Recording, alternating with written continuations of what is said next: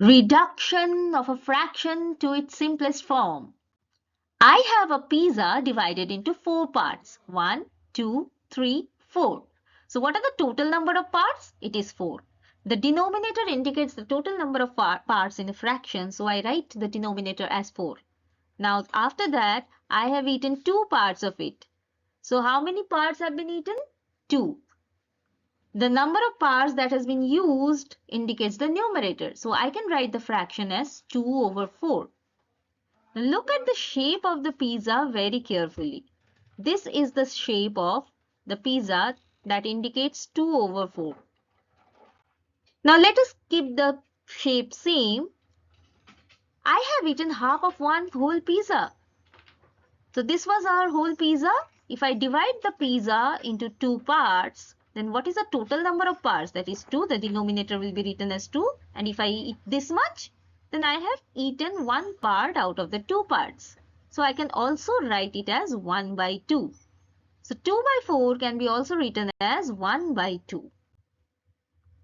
The fraction 2 by 4 has been reduced to 1 by 2. So in your question, you can see any of these terms, like express the fraction to its simplest form, reduce the fraction to its lowest form, reduce the fraction simply, or simplify the fraction. 2 by 4 in its simplest form can be expressed as 1 by 2, we have seen. But how to do this mathematically? So to do this thing mathematically, we need to know the factors of a number. For example, if we have the number 6, what are the factors? 1, 2, 3, 6. Also, we need to know how to find out the HCF, or the highest common factor, or GCD, that is the greatest common divisor. Well, if you have two numbers 12 and 18, so what are the factors of 12? 1, 2, 3, 4, 6 and 12. What are the factors of 18? 1, 2, 3, 6, 9, 18. What are the common factors between both of them? 2, 3, 6. Which is the highest out of all these common factors? 6 is the highest or greatest. So we can say HCF or GCD of 12 and 18 is 6. Express the fraction in its lowest term. We had 2 by 4. So what is the HCF of 2 by 4? What is a common factor for both 2 and 4 other than 1? We do not consider 1, okay? So we can easily say that 2 and 4 have the common factor 2. Now we have to check 2 multiplied by how many times gives us 2? 1. So we can do one thing. We can just strike this 2 and write 1 here. Again, since our HCF was 2, we have to check in the denominator 2 multiplied by how many times gives us 4. So that is 2. We strike the 4 and write 2 over here. So our reduced fraction will be 1 by 2. Let's take another example. Express the fraction in its simplest form. It is 14 over 6. What is the HCF of 14 and 6? Again, if you look at the common factors, so for 14 and 6, other than 1, we have only one HCF, that is one common factor, that is 2. So that is the highest and that is the only common factor.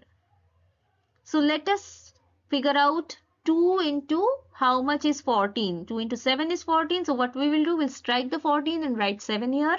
Again, we will consider the HCF for the common factor. So 2 into how much is 6? 3. So we strike here and write 3. So our reduced expression becomes 7 over 3. Now you know 14 over 6 can also be written as 7 over 3. It's the same thing. Express the fraction in its simplest form. It's 18 over 12. Okay, so what is the HCF for GCD of 18 and 12? It is 6.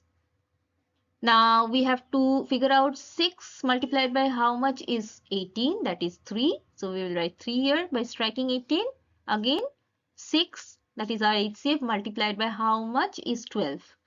We strike 12 and write 2 here. So what is the reduced form? That is 3 by 2. Now we have the same problem 18 by 12, but in case you do not know the HCF, or then also you have to know the common factors at least.